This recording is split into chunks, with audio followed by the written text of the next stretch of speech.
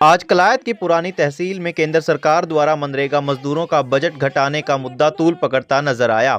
एक तरफ जहां पहले से मजदूरों को साल भर में महज कुछ दिन ही बड़ी मुश्किल से काम मिलता है, वहीं अब इनके बजट में कटौती करना कहीं न कहीं सरकार की मंशा पर सवाल खड़े करता है। मजदूरों को या तो काम दिया जाए वरना बेरोजगारी भत्ता दिया जाए, जो कानून कह रहा है। मजदूरों को काम ना मिलने और बेरोजगारी भत्ता ना दिए जाने पर एबीपीओ और मजदूरों के बीच कहासुनी भी देखी गई।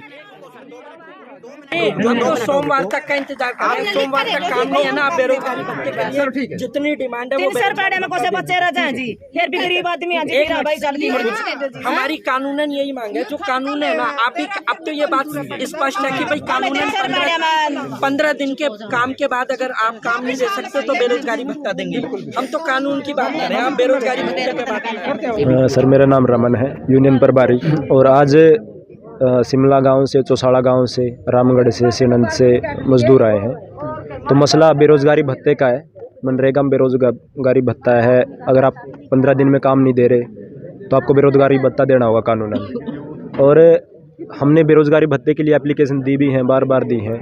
अभी 31 तारीख को सीओ साहब आए थे यहाँ पे, तो उनके सामने ये बात रखी कि बेरोज़गारी भत्ता नहीं दिया जा रहा। और जो ये बीडीपीओ है और ये एबीपीओ है, ये दोनों गैर जिम्मेदार लोग हैं। जैसे पब्लिक सर्वेंट है मगर उसकी ये अहमियत समझते नहीं। जैसे कोई आदमी इतने साइन करवाता है, इतने लोग साइन करते हैं, एप्लीकेशन देते हैं, और इनका हर बार का यही है, पिछले 4 सालों से चीज़ों को कचरा पेटी में डाल देते हैं। तो हम तो जैसे पब्लिक सर्वेंट होता है ना एक, अगर वो इतने बड़े पद पे है, इसको लिख के दे रहे हैं और ये इतनी गैर जिम्मेदार है कि उसको कोई जवाबदेही नहीं है उसके प्रति, तो हम तो कहेंगे कि इनको हटा ही देना चाहिए यहाँ से। पहली बात तो ये। दूसरी बात है, सीओ साहब कह रहे थे कि मैं कार्रवाई करने के लिए तैयार हूँ। अभी जो ये आए हैं एबीपीओ साहब, तो इन्होंने कुछ चीज़ें अड़ाई कि भाई मेट को ये अधिकार नहीं है, क्योंकि सीओ साहब का भी कहना था कि आप प्रवक्ता मत बनो। जैसे जब मैं इनकी बातें रख रहा था कि बेरोज़गारी भत्ते का मसला है, ये दिक्कत है, ये बीडीपीओ है, एबीपीओ दोनों गैर जिम्मेदार हैं, तो उन्होंने कहा कि आप प्रवक्ता बनो। तो पूरी अफसरशाही है जो वो गुथी हुई आपस में, क्योंकि बीडीपीओ खुद जो सीईओ है उनको पीछे लेटर लिखा कि आप बेरोज़गारी भत्ता दीजिए, उन्होंने उस पर कोई जवाब नहीं दिया। एसडीएम को लिख के दिया कि आपके जो कलायत है इसके अंदर इतना बीडीपीओ जैसे अधिकारी हैं वो इतने गैर जिम्मेदार हैं, क्या कर रहे हो आप। वो एप्लीकेशन आज भी पड़ी है उनके पास, उस पर कोई जवाब नहीं दिया। तो हमारा ये कहना है कि आज के दौर में अगर हम देखें तो सिर्फ जनता की ताकत है, जो ऐसे ऐसे अधिकारी हैं जो अपने पदों का दुरुपयोग कर रहे हैं उनको वही झुका सकते हैं। और एक बात और कहूँगा मैं, जो ये बीडीपीओ कार्यालय है इसमें घोटाले हुए 2020 में, जब कोरोना काल चल रहा था।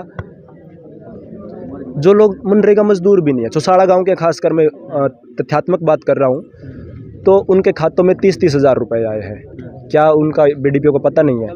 और चौसाड़ा गांव के जो ये मजदूर खड़े हैं इनको सिर्फ 10 दिन काम दिया गया है। तो ये कितना अन्यायपूर्ण बात है। तब तो ये है चीज़ें, आज का जो हालात हैं, आज की जो स्थिति है, चीज़ें आमने सामने हैं। या तो इन बीडीपीओ है, एबीपीओ है, जितने भी ये गैर जिम्मेदार लोग हैं, इनको कहें तो इनको भी बाहर करने की ज़रूरत है। लोग गांव में बेरोज़गार हैं और ये लोग इनका हक खा रहे हैं। तो जनता से यही अपील है कलायत की से कि ज़्यादा से अफसरशाही जितनी भी है ये सारी गुंथी हुई है। आपके जो लेटर लिखते हो ये कचरा पेटी में जाते हैं, इनका कोई ज़्यादा मतलब नहीं बचा है। तो अपनी लड़ाइयों को सड़कों पे ही आके इनको झुकाया जा सकता है। 20,000 करोड़ रुपए का जो बजट है, खास तौर से जो मनरेगा मजदूर है उनका कम किया गया है। कैसे रोटी मिलेगी, कैसे घर का चूल्हा जलेगा और कैसे जो बेरोजगार हाथ है उनको रोजगार मिलेगा। मतलब पहला जो सबसे हम लोगों की प्रतिक्रिया है बजट पे, ये बजट पूरी तरीके से मजदूर विरोधी बजट है।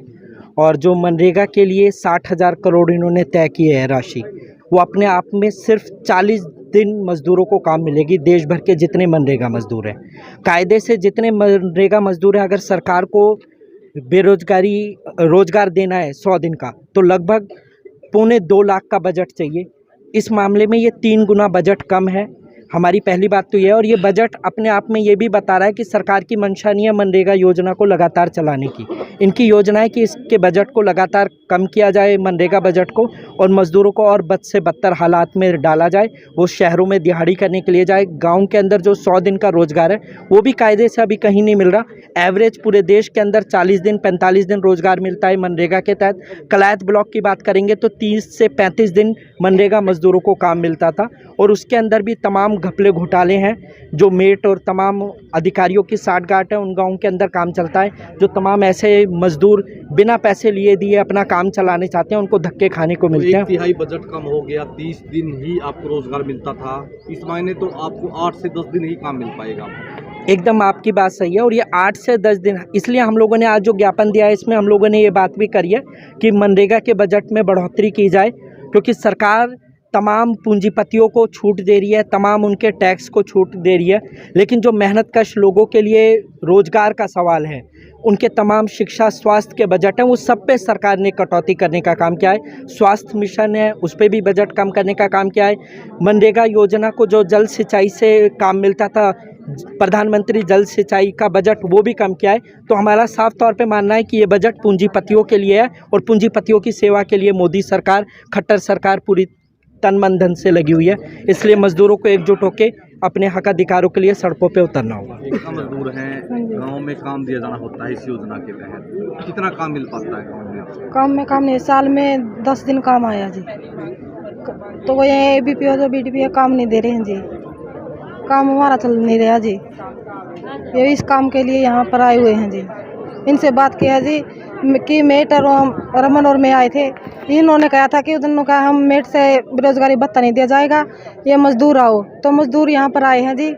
तो अब इनसे कहा जी आगे देखो भी क्या करेंगे क्या ना करेंगे। छोटे बच्चों को भी आप साथ में लेकर आए हैं आज के? आए हैं जी। क्यों ऐसा क्यों जरूरत पड़ी कि बच्चों को लेकर आना? क्योंकि हमारा गुजारा नहीं चल रहा जी, काम घर वाला नहीं है जी कोई, इस करके यहाँ पर आए हुए बच्चों के साथ में।